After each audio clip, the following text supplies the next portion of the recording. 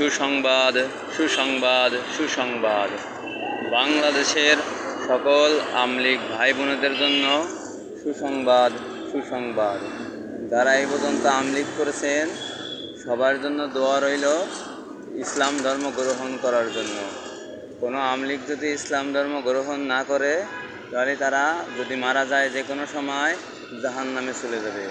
এই জন্য বলা হচ্ছে যে আল আমলিকু কুল্লুহুম, যারা আমলিকের সাথে জড়িত খালিদিনা ফিহা জাহান্নামা, সবাই জাহান্নামে যাবে।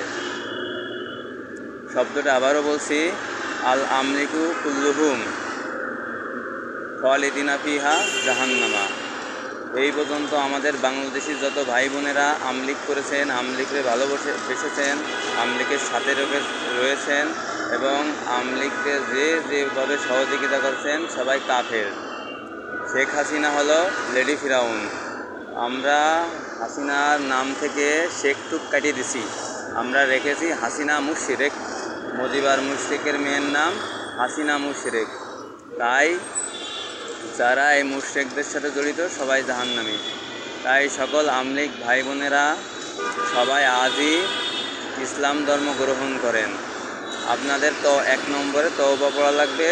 তওবা পড়ার পরে আলেম উলামাদেরকে রেখে, গ্রামের সব মুরব্বীদেরকে সাথে রেখে খাস বা প্রথম ফরজ গোসল করা লাগবে।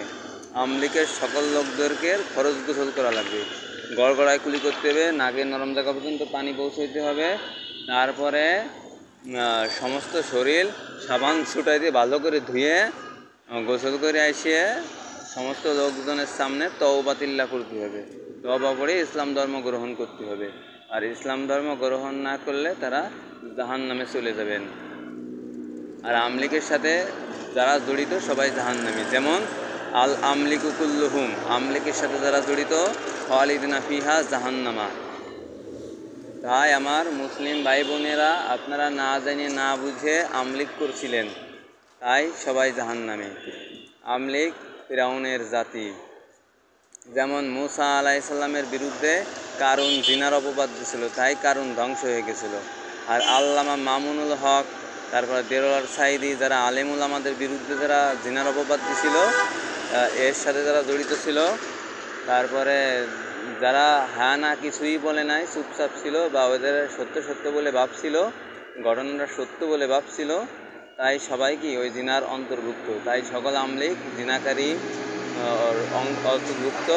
আর কোনো জিনাকারী যা বেচতে যাইতে পারবে না, জিনাকারীর জন্য বেচতে হারাম। এখন কেউ যদি জিনার অনুভূতি পায় যে জিনা করছে, আল্লাহর কাছে যদি খাস দিলে ক্ষমা চাইতে পারে, তাহলে আল্লাহ ক্ষমাশীল।